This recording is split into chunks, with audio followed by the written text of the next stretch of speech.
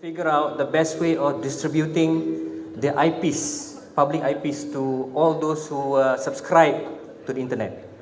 And I was engaged with them a number of times trying to figure out how to segment the network those days. Yeah, I remember the names again, Rizal and a few others. I don't know whether they are still working with Telbru. So it was a challenge in 1999 in Brunei. Everything was dialed up at 33.6 kilobits per second. Yeah, that was the fastest speed. So, but then we were trying to promote the use of ICT and internet in teaching and learning. You can imagine the challenge. Right now, you have a very wonderful internet connection. I hope it is wonderful. I have not been here for the last 3 years, so I don't really know. But I think it's good now, right? Because I went to DST, I can get a 1 gigabit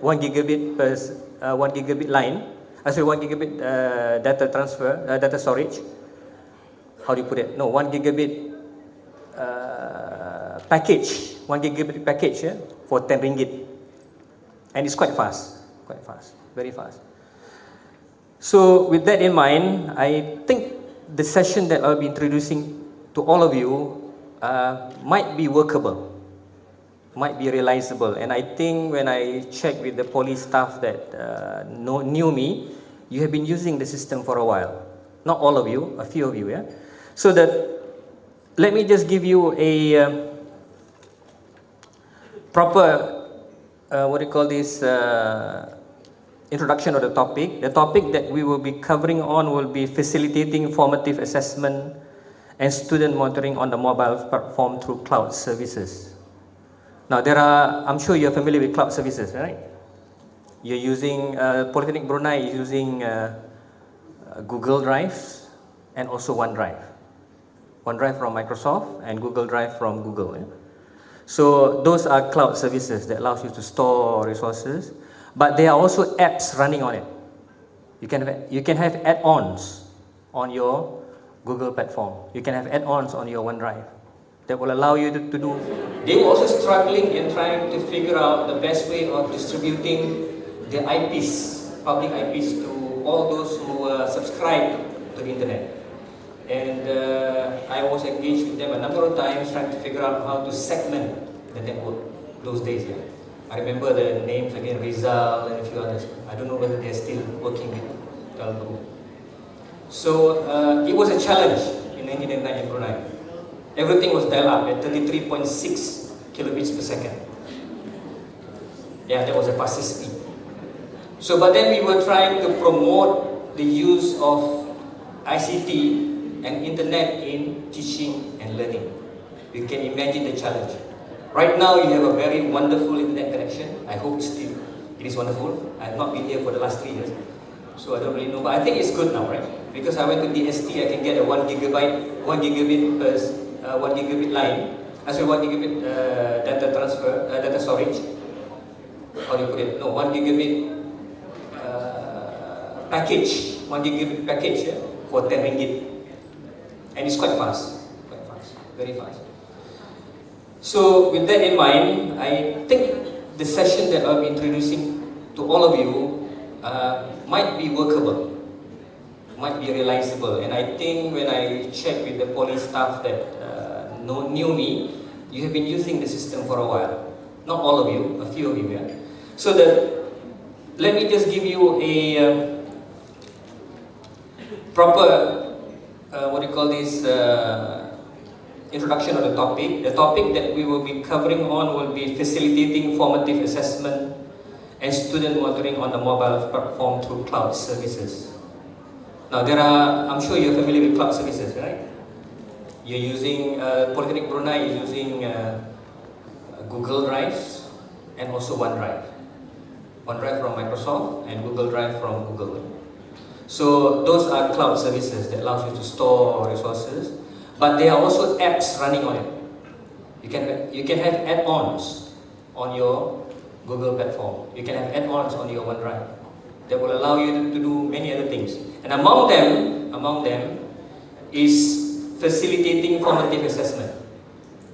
Why do I say formative? Because usually when we talk about using the computers, it's quite difficult for you to identify whether the students that you are teaching is the one that responded to your quizzes or to your questions. Are they the right ones?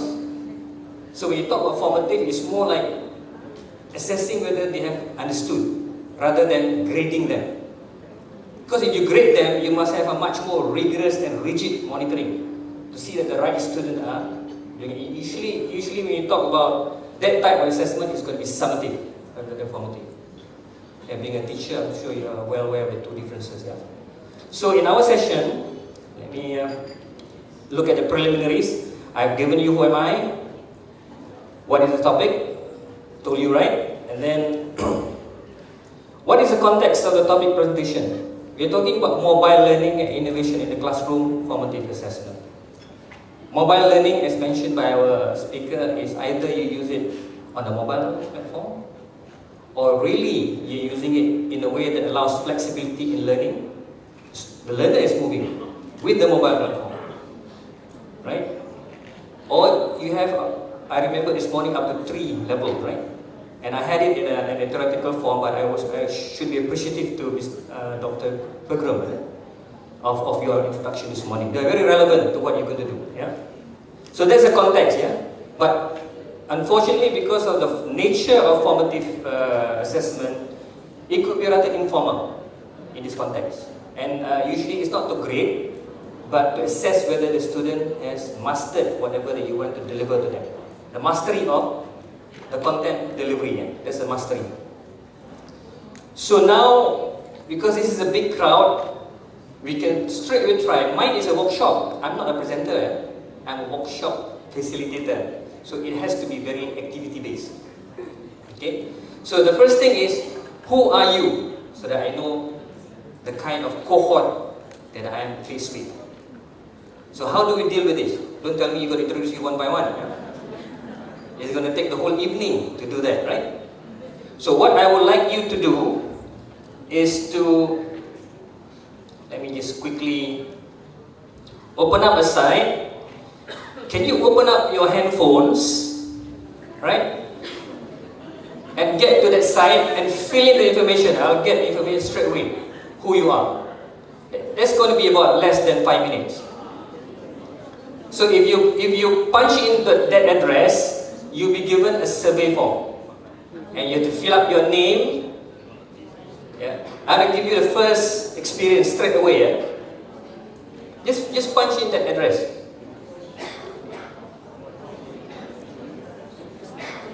Sorry. Oh, okay. Sorry. Bigger, yeah.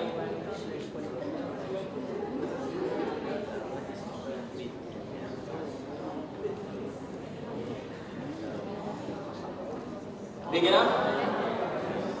I'm not teasing you. Yeah? I'm not teasing you. I'm just making it big. So if you open up there, let me just quickly open it on my browser. You should be able to get a. Oh, you need that, huh? Sorry. Okay, you need that.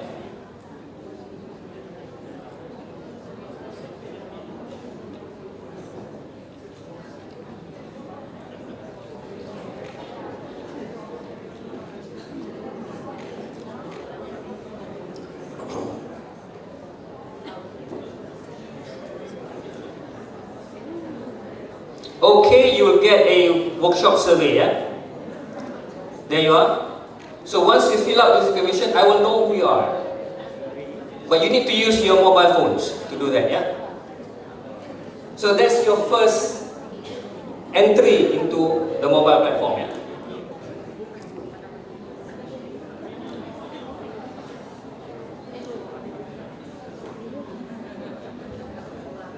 Okay, I'll give you about, how many minutes you think? 5 minutes?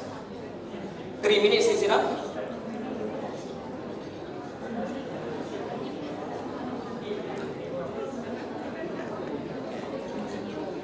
By the way, do all of you have the handphones to access? Those who do not have handphones, can you raise up your hands? I'm sure you have handphone, right?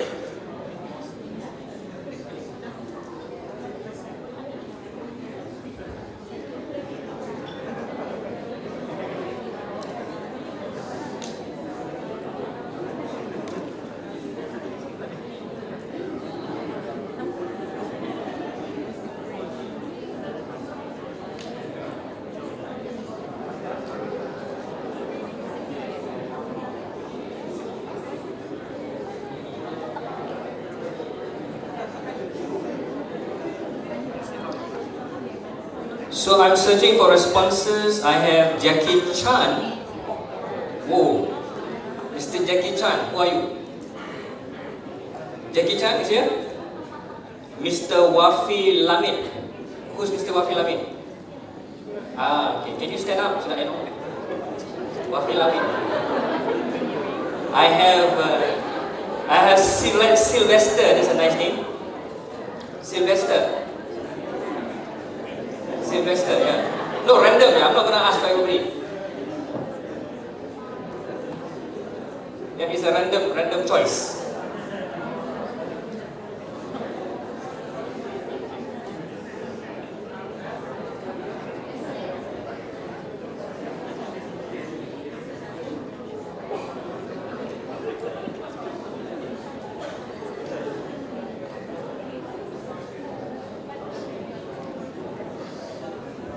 I'm only getting 30. I'm sure there are more than 30 people in this room.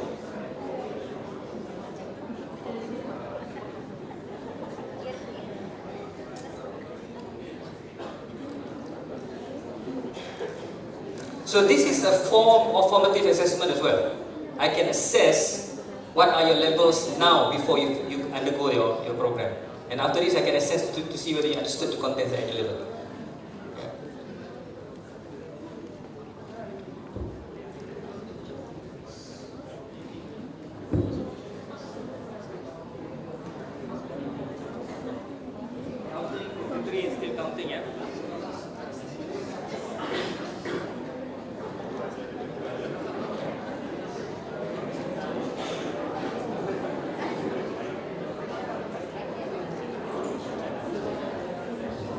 I got 63 and still counting, yeah?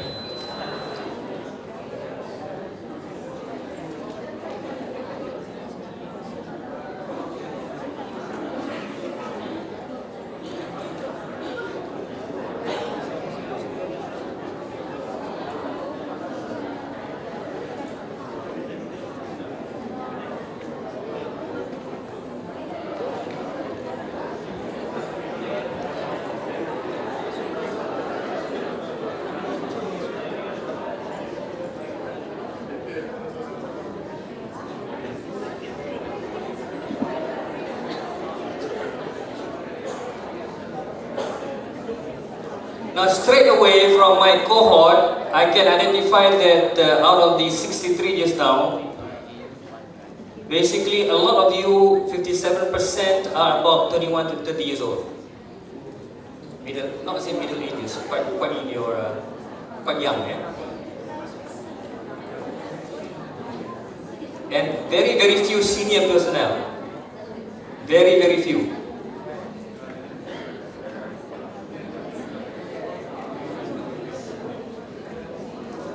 And how many of you are in the Polytechnic? Is the highest, IBTE a few, right? And there's from MKJB, used to be MTSSR. Quickly I can just go through it. So 55% are from the Polytechnic, 12% are from the IBTE, University a very small number. Ministry of Education comprises of 35%. Alright? At the moment, based on the sample that is entered, yeah? And most of you are Windows user. And second highest is the Android users. And Apple not bad either. Yeah? Others. I don't know what device they're using, others. Nokia. Alright, so you see that I can straight away get my cohort, and after this I can create the necessary assessment based on the cohort that I'm faced with. Yeah? If I know that many of you are university level, the way I deliver my content will be different as compared to if it is a college level. Right? If it is, there are more school students here, then I have to also scale down the way I deliver.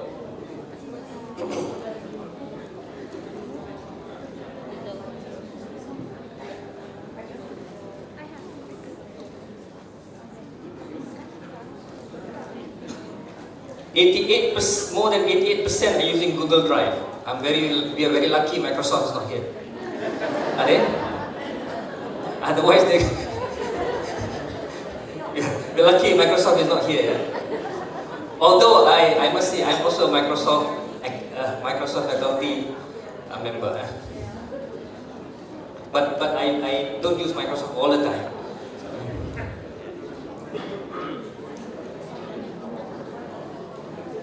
So most of you are very familiar with Web Office and Google Apps. Probably Google Apps more. Based on the previous response, I will say that most of you will be familiar with Google Apps more than Office apps. Yeah? So have you used the following application? Google Drive is the most. OneDrive is half of that. Oh, quite a lot. Using SurveyMonkey. Socrative a few, Kahoot a few. Yeah. These are some of the assessment tools. Yeah? So I can see that some of you are already been involved in online assessment. And some assessments can be situational, some are remote, meaning that people can be anywhere, anytime to take up the assessment. Yeah?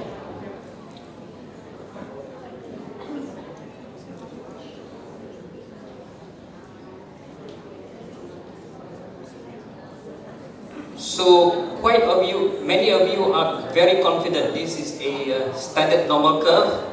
A standard normal curve, most of you are in the range of average in the use of the applications. When you look at what assessment, we usually look at the normal curve. If the normal curves happen to be a hump, something's wrong. Have you ever seen a hump before? Meaning that it's high on the good side and also high on the bad side. But the average is low, something is wrong. Something is wrong. Either the cohort is wrong or the lesson content is wrong. If there is a hump, yeah, I have a sample which is a hump. Let me see. Yeah. I think I have.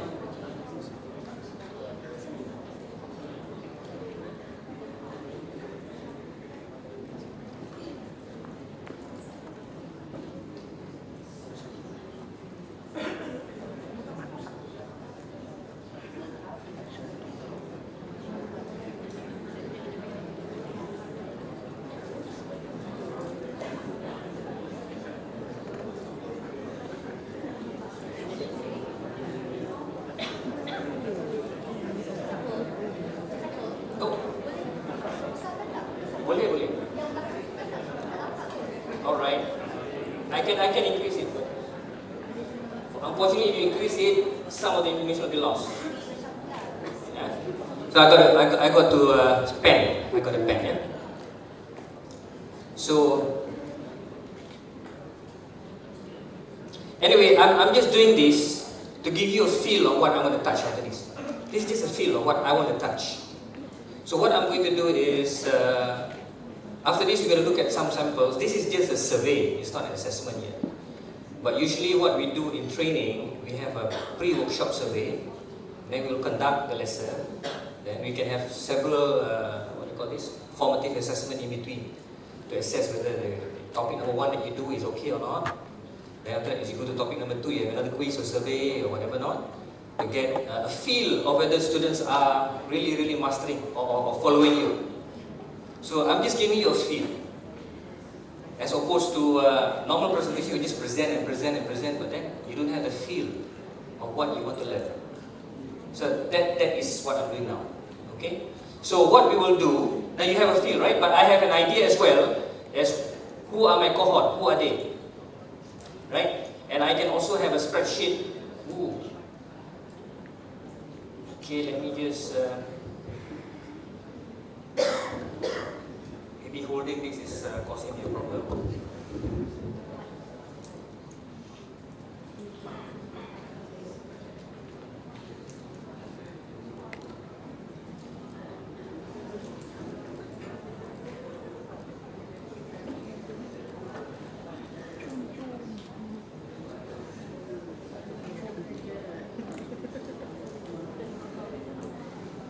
Or maybe there are just too many of you responding. Yeah?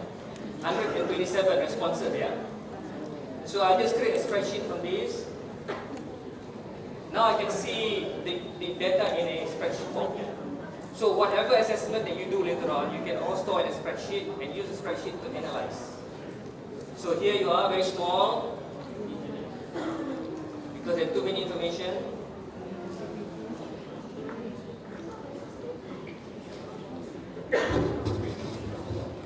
And I have to be patient because the internet is not as fast as we expect. You are still rolling. Okay.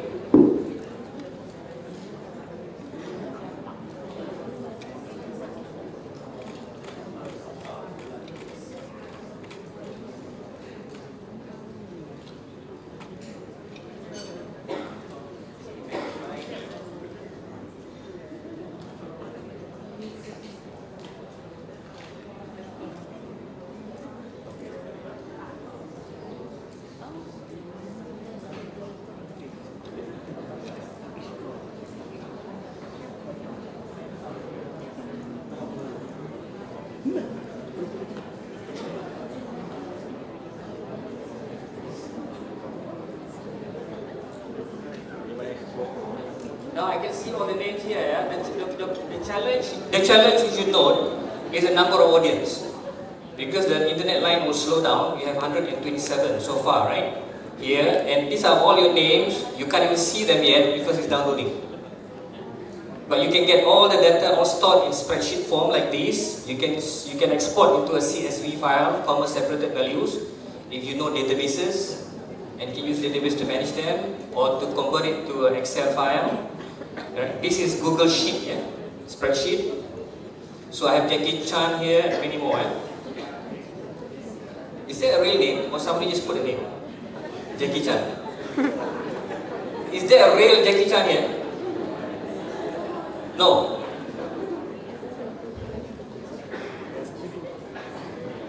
Okay, 100%.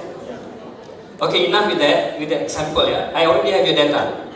So, you have a feel now what we're going to do, right? What we're going to do is, as I said, we want to do an online assessment. But this assessment can be done in a classroom setting or in a remote setting, meaning that these people can be anywhere. As long as you provide the right type of information for them to do it. And if I remember well, this morning we were talking about those, there were some quizzes done, students had to do, right? Quizzes, it can be done in this form or other forms. In their case, in Singapore and so on, they were doing a very specialized application for that. But this is using Google Docs, yeah? Okay, let me go back to the presentation.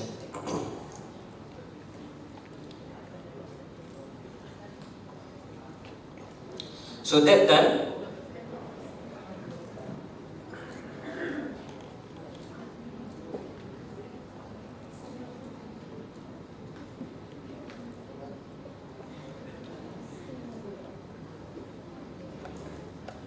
So you have filled out the audience survey. I have an idea who you are, and you yourself know it's based on your statistics, right? How many of you are familiar with Windows? How many of you are with Apple? And kind of cohort, I see that most of you are middle age, young, between 20 to 30. Majority are between 20 to 30, marriageable age. That's marriageable age, male or female.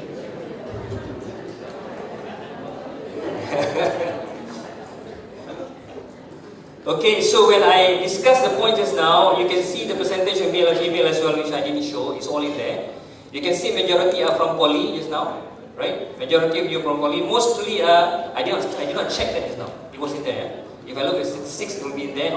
So you can check for many information based on the forms that you did.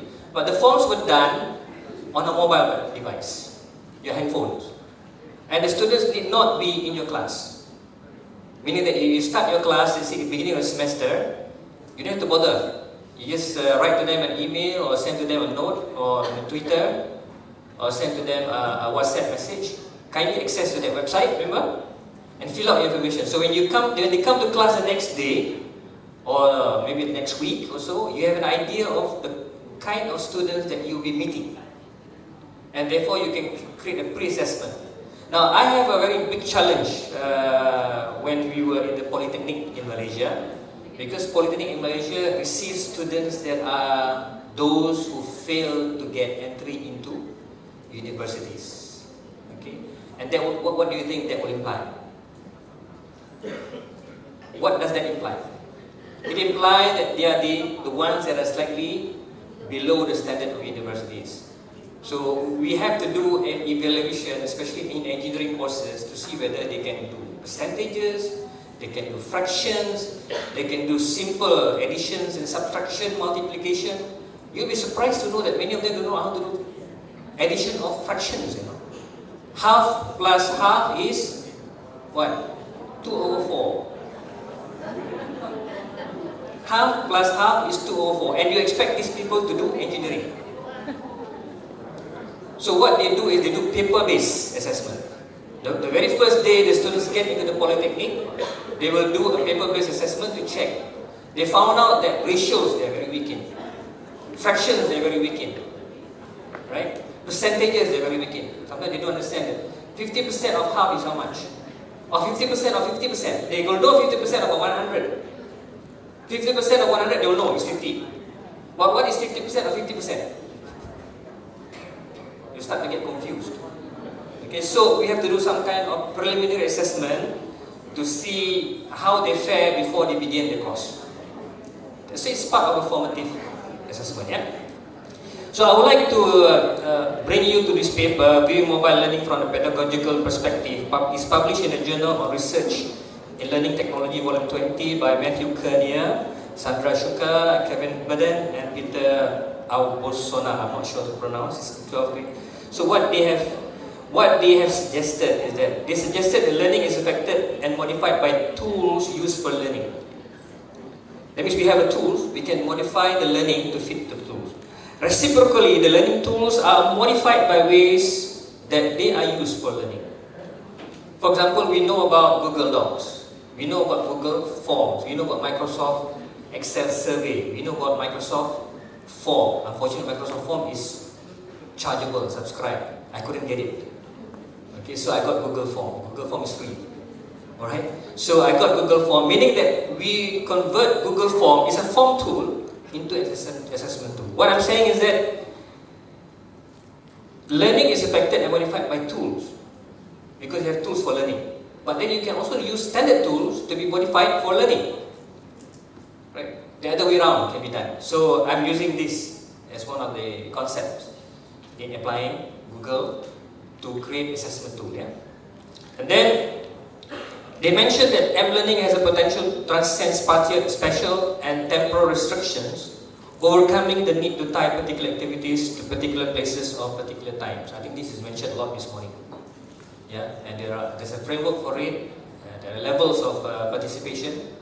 So what I'm going to introduce you to today is mainly either in a particular place or not fixed at a particular place and a particular time. Only two scenarios. Yeah. So this is by Traxler in 2009. And based on their paper, which let me just see whether I can share it with you. Is it here? Based on this paper, this is the paper, right? Let me just increase it. Here you are. It's too big. Alright, you can read this paper, you can download it. And those are the implications that I get. Yeah? Those are the implications that I get. And I say that M-learning allows users to enjoy a sense of intimacy because the device is theirs. They're holding the device. And convenience in the sense that it's their own personal item. Yeah? It's very convenient. You don't have to rely on other people to borrow or even steal. This one is their own device. It's flexible, autonomous, and often individually tailored. Activities lead to strong sense of ownership. So there's the ownership of whatever that they are currently doing. This is Traxler, 2007. So this includes activities such as assessment, especially formative assessment. And this type of assessment can increase the students' motivation because they have a sense of ownership. They know that they can do it anytime they want, and it's assessing themselves, not grading them. It's not grading them, yeah? So that's the reason why I tried in the first place for you this now, to have a look, to have an idea of what it is, yeah? And what is formative assessment? I think this is something that all of you have gone through as educators.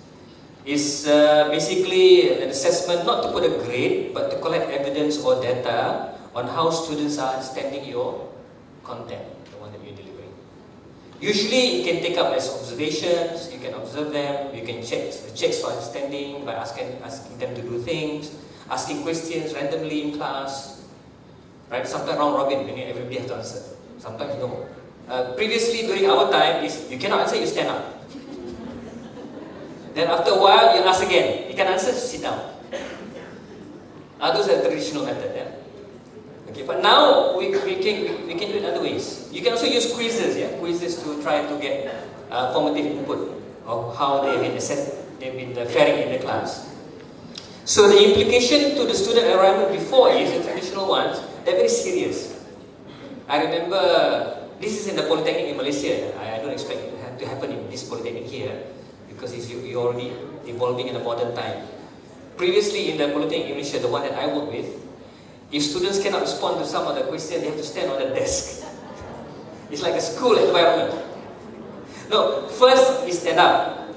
After a while, you go through your lesson, still can answer, stand on the chair. Still can answer, stand on the desk. Finally, you still cannot do it, run a few rounds. Those were the punitive type of what do you call this? Teaching before, yeah? Now, it doesn't happen already. It doesn't happen now. That was in the 70s. In the 80s. In the 80s. And based on the formative assessment, currently the old method is always very summative-like. It's like grading, but it's not grading. It's testing them. As I said, you have to stand. And it's very punitive. And it may create a segregation. Segregation meaning that if the person has been punished, he'll be like sidelined by his friends. So they create a very segregative environment in your class. Mind you, yeah, those are some of my experiences as a teacher before as a So how can formative assessment benefit from the new learning environment? Yeah? The traditional ones are direct questions and response, paper-based, hands-on demonstration. Previously, for example, I was teaching land surveying before, right? The way we do is to see whether they are competent or not. We put the surveying equipment, ask them to level up and adjust the level. So you actually see them demonstrating, right? So those are the traditional approach. The new ones could be simulating it, like what Haji Saiful was doing just now. Haji Muhammad Saiful, yeah? That could be the new approach, yeah. So you can ask them to play, for example, the guling tangan, see whether they can actually do it, rather than to go to the real equipment and do it. So you can have a simulation. And I think he also showed something on nursing, right? They can test using a simulator. I think it was yours, Polytechnic. Your video this morning, and you showed there was a picture of it's a simulation, right? So those are hands-on demonstration to see whether they understood that's been done. So the new approaches are those, yeah? Online quizzes, online assessment, digital recordings, and portfolios. I think that was mentioned by Mark this morning. You can actually get a video of the day and submit it up as a portfolio. So those are the new approaches. And the next example I'm going to show you is a real quiz. So it's the ASEAN geography. So if you can punch in and respond, I can see how many of you are really familiar with what ASEAN is. We have got ASEAN games now and things like that. Are you familiar with ASEAN? Let's see whether you can do it. So you go to this side. Are you worried? Is it?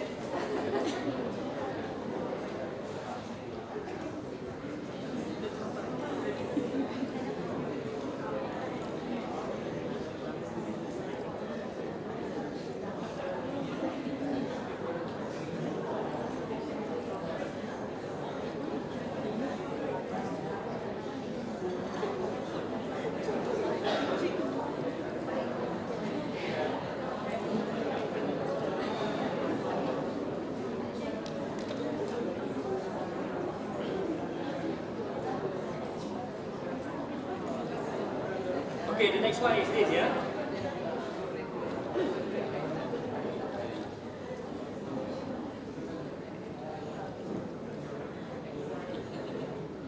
Yeah, can you access that? Can you access the site and respond to the ASEAN geography? Do you know about your ASEAN? You are members of ASEAN, but do you know ASEAN?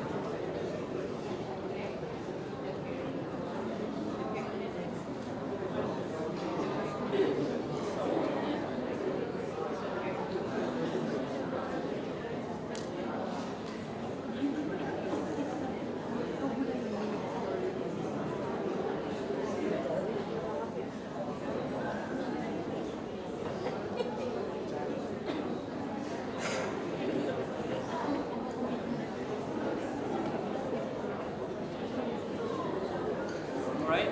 Can you answer it? I want to see how you respond to this. Don't worry, don't worry. These are just trials. Yeah? You can use computers, you can use handphones, you can use tablets. Usually tablets is better. Eh?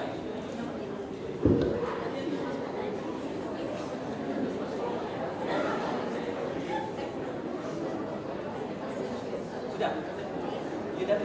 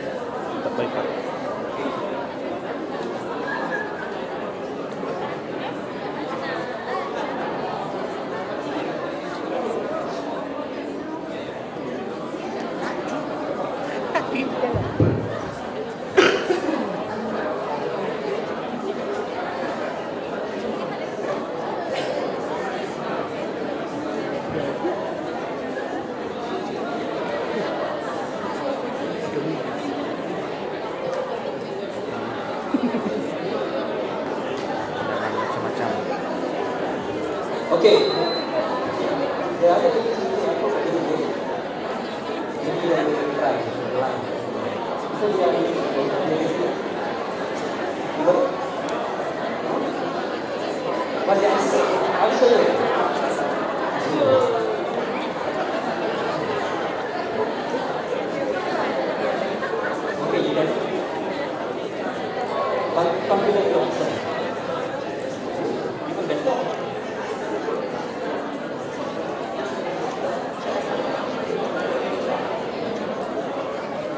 Okay, have you done it? Yes, good. Let's have a look. Yeah, let's have a look.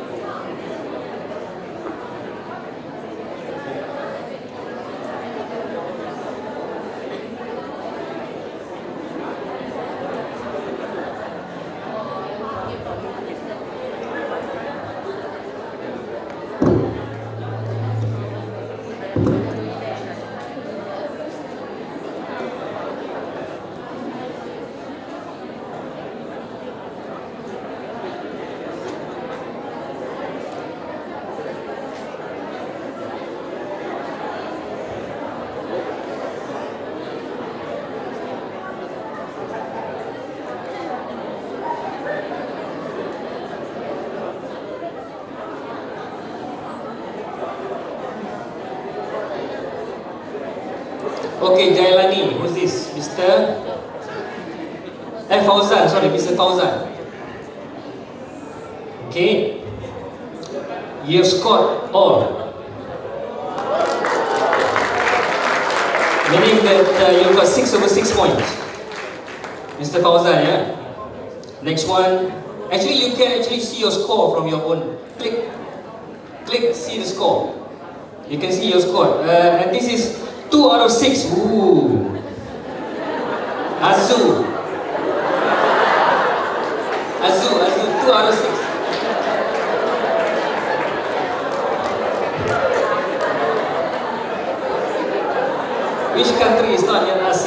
Okay, that means you have to know a little bit more of ASEAN. Okay. No, please do. We have a third person. Oh, this is 6/6, and this is Hana Suhana. Congratulations. Yeah, Hana Suhana. Yeah. So, of course, I can look at the summary to see how many responded right. Yeah. So, average points 5/6, medium 6/6, and then you can see points scored. Yeah. There you are. 80% are okay, 6/6. Many of you know about ASEAN. 80% of you are quite well versed with ASEAN. Only not much, not many are not familiar. Most of you are familiar. Okay, so you can see from here that if you were to do this as an assessment, you have an idea as to how many percentage of your class or your cohort understood the lesson, right? And you can also assess in terms of questions. How many of them can answer question number 1? How many of them can answer question number 2 in terms of percentage? In terms of percentage. So you can go to questions, for example.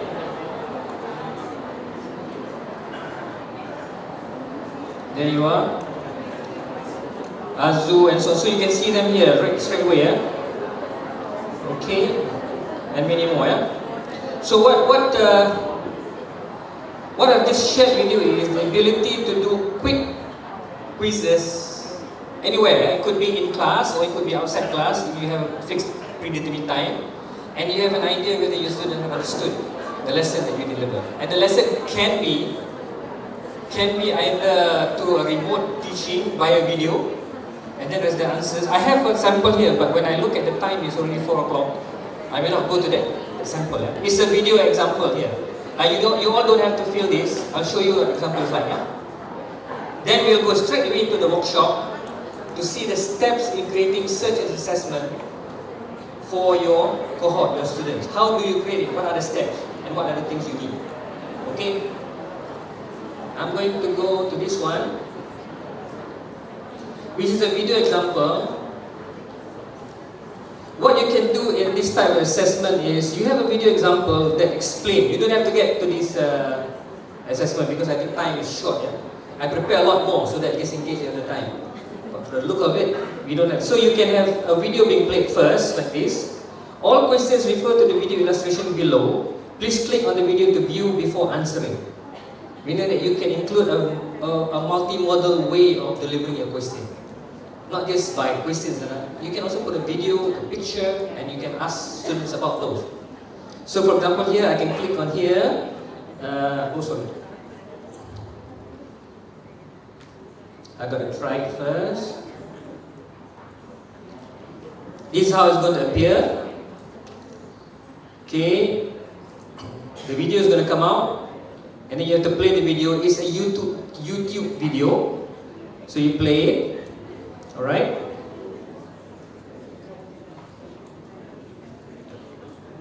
Of course, since it's a YouTube video, it's going to be based on internet line, right?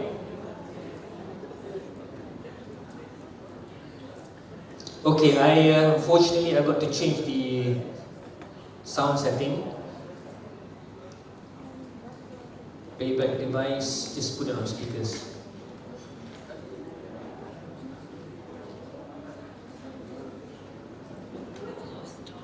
Yes. So you can play the video, yeah? It's not connected to the audio, so you can't hear it. So I'm just sending the audio through my computer. So you listen to this, basic brief concept of learning theories. Of course, you can have a bigger view, right? Oh, it's unavailable, yeah, never mind. So then you have to fill out your name, your institution, and then do this assessment. Select the learning theories and focus on learning through conditioning. That's based on the video. Meaning that you can have a preliminary input to your students of what they're expected to read or understand, and then assess them based on what you have delivered. And it could be a remote situation. You give them a specific timeline. Tomorrow I want you to respond to this. Give them the video. Tomorrow they have to answer questions. and they submit it back to you. So these are the questions, you can answer it, right? And then submit. But the answers must be based on the video that you deliver here. Alright? Okay, this is another sample. If I were to give it to you, I think we'll complete the session even before I deliver. Alright? So I'm going to skip this example. I'm going to just show you to see that it's possible to be done, and it's done quite a lot. Okay, now let's go back to our presentation. So the video example I'm skipping, and this is the one that I mentioned to Mark. I'm showing only one slide, but it's too small. Huh? You can't see it. Mark presented this slide this morning. And on the slide, you see that one of the pedagogy used was quizzes, multimodal creation, and so this is for them to create multimodal delivery to share with you. So one way of doing it is by creating a portfolio in a digital form and submit it up. That's one of the ways that you can deliver your answers as well. Yeah, you can capture a video, store it in an appropriate format, and upload it to your instructors to prove that you've understood. And because other forms can be quizzes here in the pedagogy, and you can also have games if you want an immediate one. But I cannot introduce today. It's a bit too short. Yeah, you're finishing at 4:30. Usually we use Kahoot for that. It's a game-based assessment. Yeah, and usually I like to have some prizes. So if those who won will get some prizes. The first five. Yeah. So it creates some kind of a game in your pedagogy, gamification of your lessons, yeah, assessment. So I wanted to demo. Maybe I should demo this, no? You don't mind? Okay, let's demo it, yeah.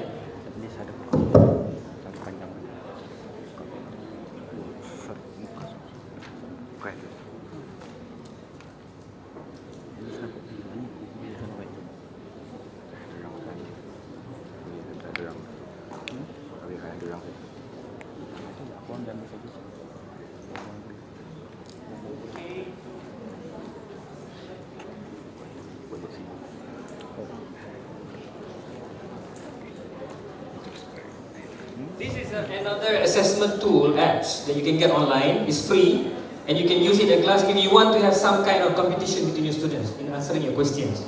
But you have to be situated in the same class.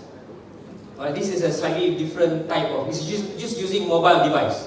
So it's the first level, as mentioned by Mark this morning, it's the first level. Just using mobile device. Not because it's mobile everywhere, but mobile device to support the assessment. So,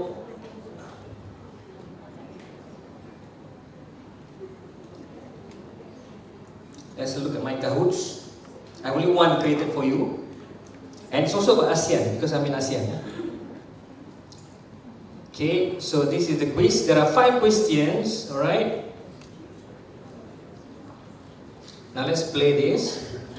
So in your case, you got to type out kahoot.it, yeah, to get into this with the number. You can type in your handphone this address.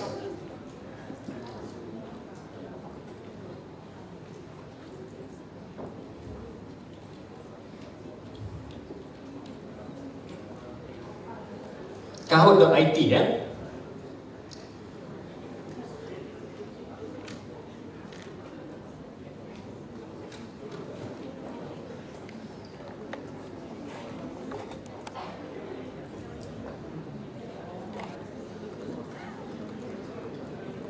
Okay, get your handphones.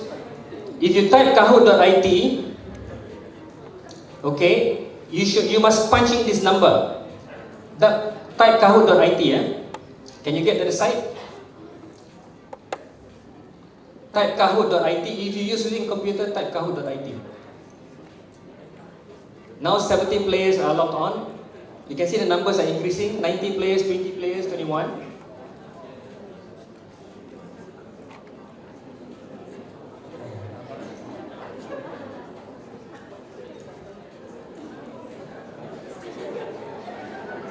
Players now, right? I got to wait until all of you are ready. Okay, we can leave it at a certain number. You can stop. Yeah? Don't have to have every 127. There's Batman, there's Lady in Black, all sorts of names. Yeah?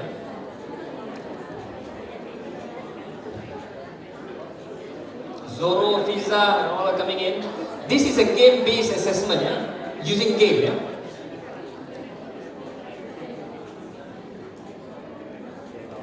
Okay, I'm going to start now, right? I'm going to start now, yeah? So you have to be ready. Your fingers must be ready. Your fingers must be ready, right? Start. Are you ready? 5 questions. 5 questions, right? Assessment. What is the capital of Nepal? Okay, it's either red Kathmandu, Delhi is blue, or Bhutan, Amber. Just click. 12 responses, 59 answers, 67 answers. Okay, responded. Time's up. 78 got correct, 11 and 5, 78 answered red, 11 answered blue, and 5 answered amber. So which is the one correct? Kathmandu. Alright? So only 78 of you are right. We'll know later on who's right. Yeah? Next question. Okay, this is the scoreboard. Zaila, Sal. See, all of you are, these are the people, yeah? The top one is Zaila. She was the first one. They got it right. She was the first one. Only 5 people is going to be listed. If I have, actually I forgot. I traveled a lot when I was in Simeo. I've got lots of small gifts. I wanted to bring it, I forgot, unfortunately. My apologies, I would have given to these 5. The souvenir from Thailand, from Cambodia, things like that. Yeah? Maybe the next time. Next question, yeah? France is located north of Poland. True or false?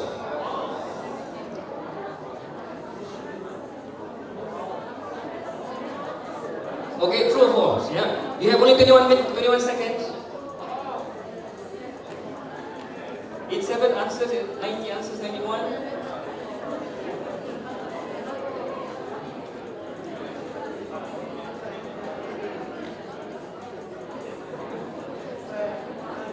Got it? Okay, finish.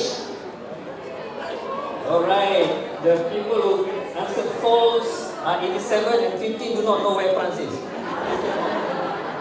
15 of you don't know where France is. So these are the people that got it right first. Zaila again. Can Zaila stand up please? Go Zaila. Oh. Very well. Charlie Puth. Who's Charlie? Charlie? Who's Charlie? No Charlie. It's a comical one. Okay, next question. Which of the following is an economic grouping of countries in the world? Okay, APEC, Europe, UNESCO. Economic, yeah, mind you. Remember the keyword?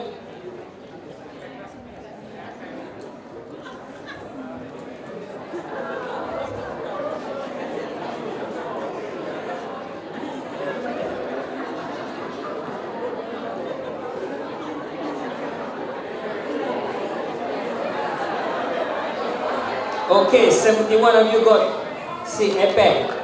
10 of you say Europe and 13 say UNESCO. APEC is the right one. That's Economic Forum, yeah? Asia Pacific Economic Caucus, yeah? Because economic grouping of countries. UNESCO is not. It's an educational grouping. Europe, of course, is a grouping of countries, yeah? So who are the people? Charlie. Oh, he just went up. Went up and right, yeah? Charlie is up now. What happened to our ladies?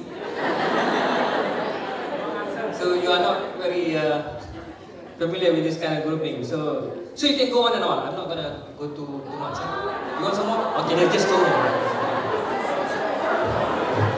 4. Thailand is in the north of the equator. Yes, no.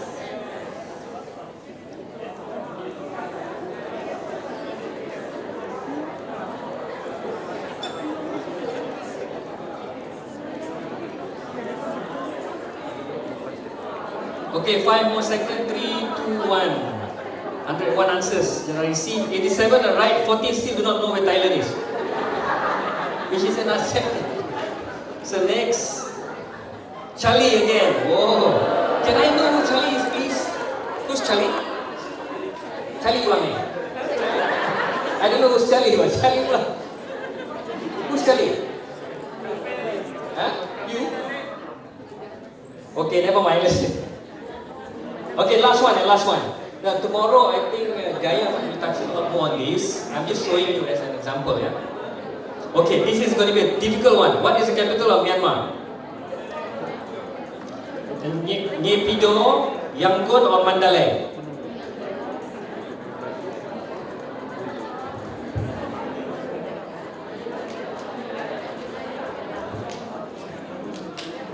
Nine more seconds, 99 answers.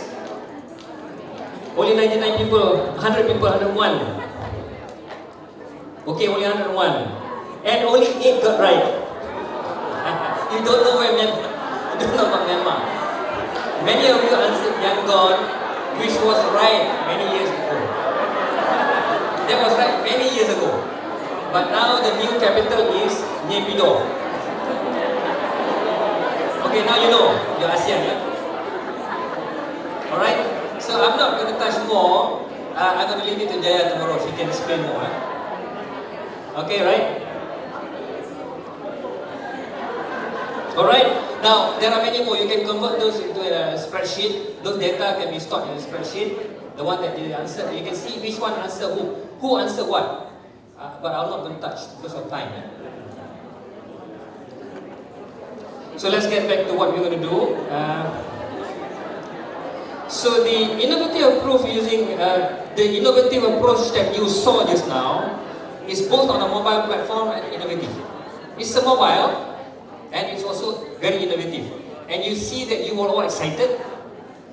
Meaning that you can create some kind of motivation for students to actually be engaged in the learning rather than they become passive learners. Right? And the responses were quite immediate. It's possible. Analysis can be instituted automatically to dictate teaching direction. Remember when I showed you the spreadsheet earlier on, when you did the Google Forms, you found that you can create a spreadsheet and we can decide based on the graph whether we should be going ahead or revising again.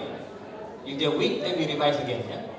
Otherwise, we can go ahead. And technically, I think as mentioned by Mark this morning, this is basically all encapsulating 21st century skills because they're using digital skills, right? They're using collaboration and a few more elements of 21st century skills. Indirectly, they're already using it, applying it. You are basically guiding them on the application of or on the acquisition of 21st century skills. Right? So, the cloud applications that I want to talk about today, which happens to be now less than 10 minutes, it's Microsoft OneDrive, Google Drive, and specialized applications like Paul, Anywhere, SurveyMonkey, and Kahoot, but I think I cannot touch all of that. I'm going to go straight away to the one that I want to cover.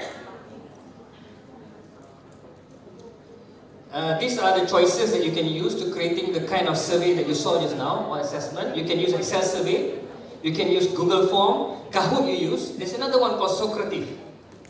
Yeah, Socrative. You can use that. You can try it. Yeah, we will not be able to try it today. There are too many to touch in this 1 hour.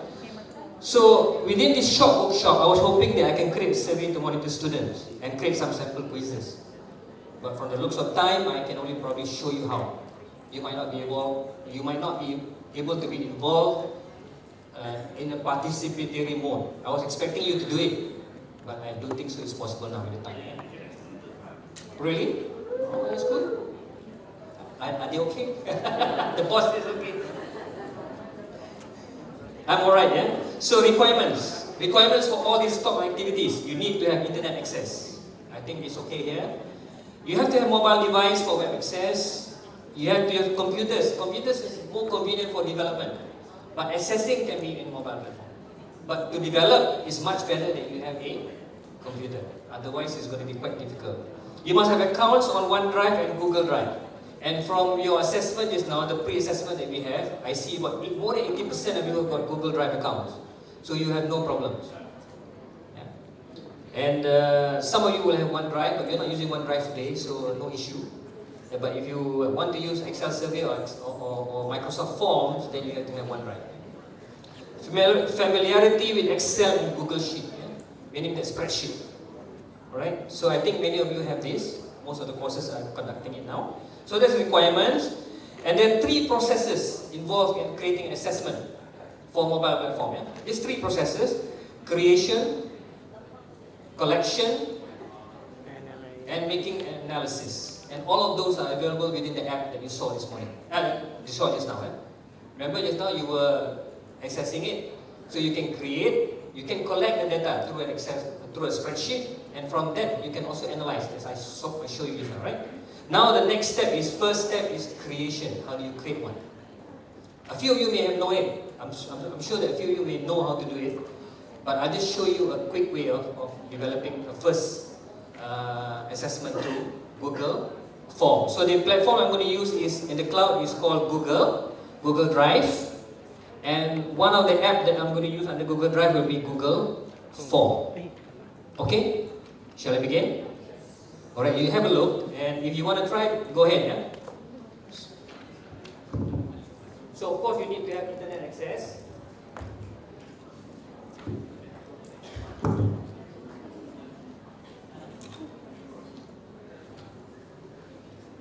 So I'll get into my Google Drive. Now first step is you must log into your Google Drive, and usually you do it either to log into your email or something like that, because all of you will have Google mails. And once you log on to your email,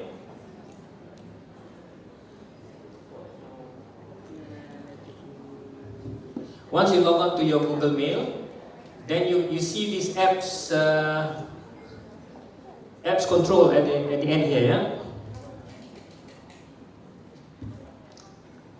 Here, apps. Under here, if you click that, you'll get to the Google Drive. I think you're familiar with that. No need to deliberate on this, yeah? You get to Google Drive. And if you already log on to your email, it will automatically get you to Google Drive, yeah, straight away. So you'll be given your Google Drive.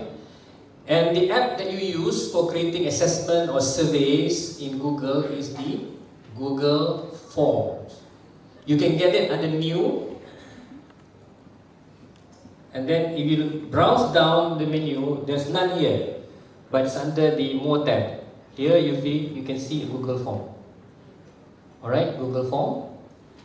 And with this, click on that and you'll be given a form. So usually the form that is given to you will be untitled. Alright, you have to create a title for it. There will be 2 sections, questions and responses. Okay, if you're creating a survey, you just need to straightaway form the questions.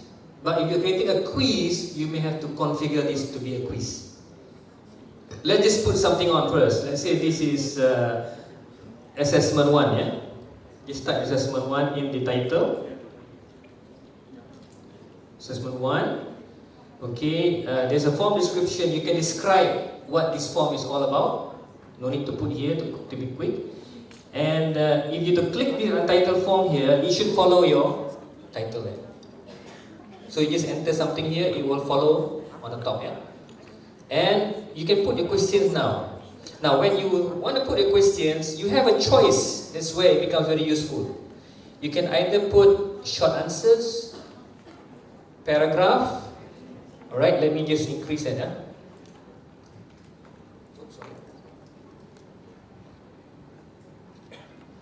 Magnify that, so you can see you can have short answers, paragraph, multiple choice, check boxes, drop down, file upload if you're talking about portfolio and so on, linear scale, multiple choice grid, checkbox grid, date and time. So there are many choices. If you were to do this, you probably have 1 or 2 days of a workshop session to be able to complete it, yeah? But this is just a demo session. So, for instance, I can just create a multiple choice, click on that. Alright, and go back to the questions. And create my first multiple choice option. I can put, which year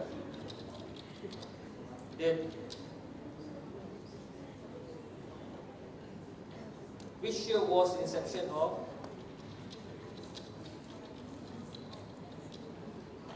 Polytechnic Brunei? Now I'll have a problem, but you might not have to. You might not have a problem. But if you do not know, you're in trouble. Okay? Which year is inception of Polytechnic Brunei? Then you have a choice. Put the year in. 2011, 2012. Cikgu alias, if Cikgu will find that you do not know, you're in trouble. Then 2013, those are choices, yeah? And 2014. You can put more than 4 choices. If you want to put, just click on. It'll give you the option. And that's it. And if you want them to answer, oh sorry, this is the wrong spelling here. Make sure it is required. Alright? So that's your first questions. Okay? First question. Then I only do 1 question just to give you a sample. Yeah? You can do 10 questions. And if you want to do the next question, you just click. You see there's a floating tab here. Floating palette. Yeah? There's a floating palette. And in this palette you can add questions, you can add title, description, you can add images, you can add a video, and you can add a section. Section means you can break them into pages. And you can break them into pages. And remember I put some pictures just now on the video. You can add the video. That means if you have a special quiz that requires students to refer to a video, you put on the video first. Let them see the video. Then create assessment based on the video that you deliver. Okay? And you can also put a picture. For example, it may be an engineering question. You can put a picture of an equipment, a lathe machine for mechanical, or a level, a theodolite for a civil engineering course. Or for electronics, it can be a PCB showing various components of the PCB. Then based on that, you can have questions on the graphic that you put on screen. Yeah? So you can do anything, or you can even have your choices as graphics. Meaning that maybe the second one I put some graphics. Yeah, I'll have a second question. Add a question here based on this floating palette. Choose add question. So it's going to give you question number 2 here. So maybe I can say which is a bird. I mean this is a simple question. Which is a bird? You will not ask this question to Polytechnic students. Which is a bird, right? And you can put pictures, yeah? Option 1. You can put a graphic. Choose a picture. Let's see, do I have a bird here anywhere? Choose an image to upload. Okay. Maybe go to Polytechnic, yeah? Google Drive or quiz image. Oh no. I have a picture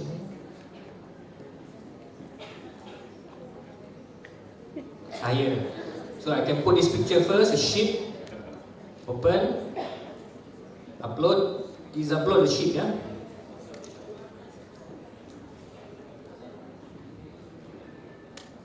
Okay, so the picture will appear here. Second one, you add a bird. Yeah? Assuming you are testing a very big student, you can have only 2 options, either a sheep or a bird. So this next graphic will be a bird, yeah? Here. What is this? What bird is that? Okay, it's an eagle, yeah? Okay, just two images, and make sure it's required. And when you finish, I'm only using 2 questions to make it short, yeah? You can have more than 2 questions, of course. You can straight away preview it, yeah? Preview that. Okay, assessment 1 required. Which year is inception of Polytechnic? Anyone? 12? Very sure, wrong answer to Chigualia. 12, okay. Which is the bird? This or that? Option 1 or option 2? 1. That's a bird. Okay, so you can respond and you can submit if you want, yeah? If you see. Okay, your response is recorded. Submit another response. Okay, never mind, we go back. So there's one response here.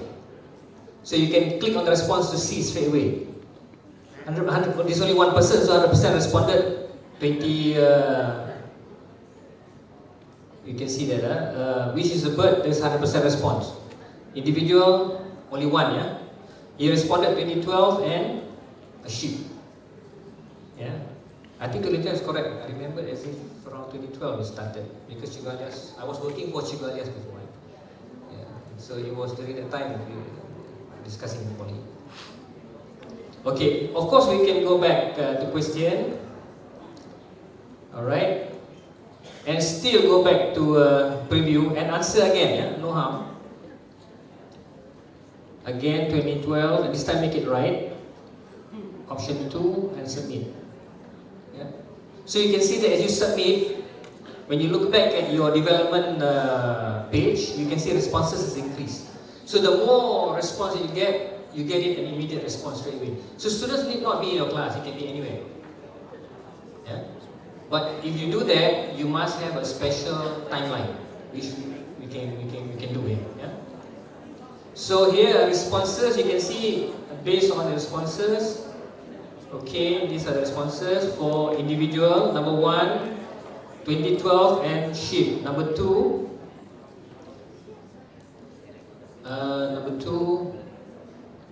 2012 and bird. Right one, right? You can also see a summary, and you see that 100% answer correctly, 2012, right? But only 50% answer right. So if you have 10 students, you can see roughly how many percentage answered right, how many percentage answered wrong. Then if you feel that you want to see it in a spreadsheet form, you can click the spreadsheet here, create spreadsheet, and it will create for you the responses. Create a new spreadsheet, create. Linking to spreadsheet, and the spreadsheet will appear.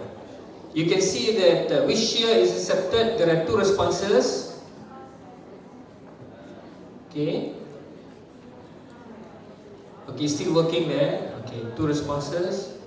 What time later on? What time you expect them to submit? Yeah. Okay, so you can view your assessment in a spreadsheet mode, or you can view them in you can view it in the summary mode or individual mode. There's so many ways of analyzing your responses from student. Now, what I've shown you is just a simple responses within your development platform. But if you want to really share with people on the ground or anywhere else using the phone, you have to use a send button to send this assessment that you've done. Just now I was just viewing it, previewing it, yeah? Now you got to send it so that they have the right key to access your site. So usually I do this, and you can send it through email, create a link if you want, or through a special, what do you call this, embedded HTML. Now if you have, if you're using Moodle, you can create a page, you can embed that code. And anybody opening Moodle can just click a link on the code and the form will appear. If you have an email, let me just send it to myself and see when I open an email. Yeah? I can send it to myself, send it through email to saifulish@gmail.com. Yeah? That's me. Subject assessment 1. I've invited you to fill up the form. No need collaborator, send. So if I were to open my email in a while, this is my email, I see that it's arrived, assessment 1. So if you send it to your students through email, they will receive it through email. So you don't have to remember the codes and so on just now, the link that you want to type in, you don't have to, you just send it through email. And when you click the email here, it's a bit too small, eh? Sorry. Okay, let me just, you can see this now, viewable. I can click the assessment 1 and this will appear. I have invited you to fill up the form, assessment 1, fill up the form. So you just click that command button. Click this one and the form will appear.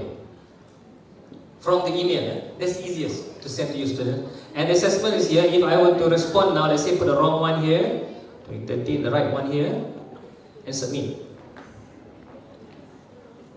And again, I can go back to my form just now. No, close this. Close this. This was the form. I see now there are 3 responses. Just now was 2, right? Now there's 3. So you send again to another person's email, then you can get more responses.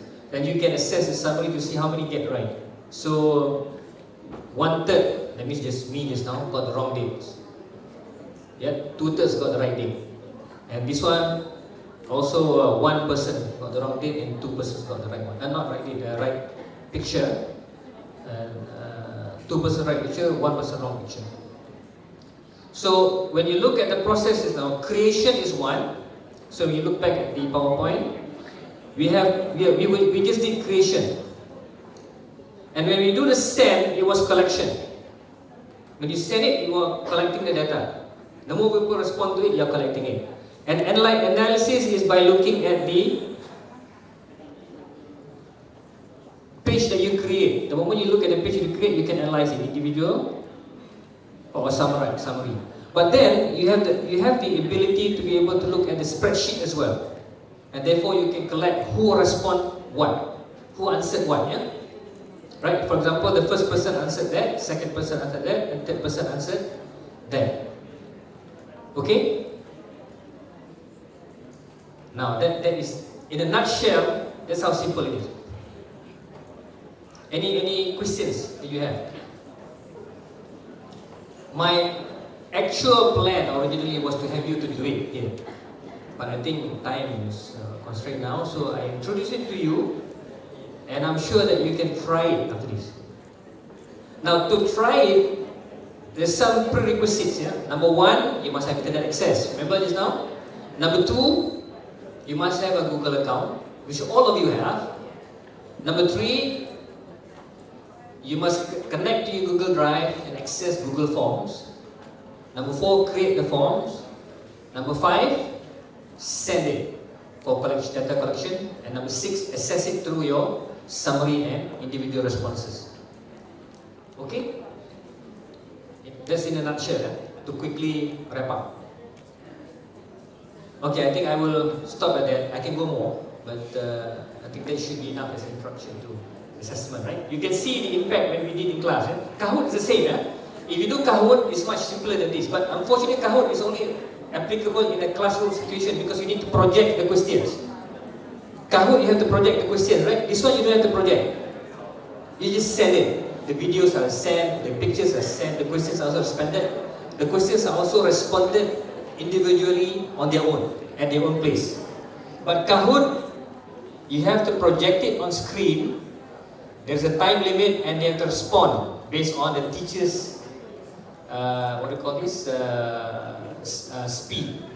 Teachers can finish one question and give an analysis of what has happened, how many answered correctly, what's the right answer, why was it wrong, before they go to the next question. So it's a different scenario, Kahoot and Google Form. Okay, I think that I'll wrap up. I'll leave it up at that. If you want later on, we can have a bigger workshop, 1 or 2 days. Even polytechnic staff can do it. A few of you may already know it. They can create internal training just for this. And mind you, because of the ability of putting videos on, you can have a self-paced study and assessment, self-assessment. You send them a video, ask them to see video, read a few texts, some references, and then they can respond to your questions. That way, it's a self-paced, self-assessed lesson. And you send back the responses to the teacher, or the lecturers. Okay, so I think that's about it. Thank you very much. Assalamualaikum warahmatullahi wabarakatuh. Maybe you can, I'm going to ask my own name. Anyone? Why would you wanting to go home already? So, where was my moderator? Okay? Alright, thank you very much. Okay, Assalamualaikum warahmatullahi wabarakatuh.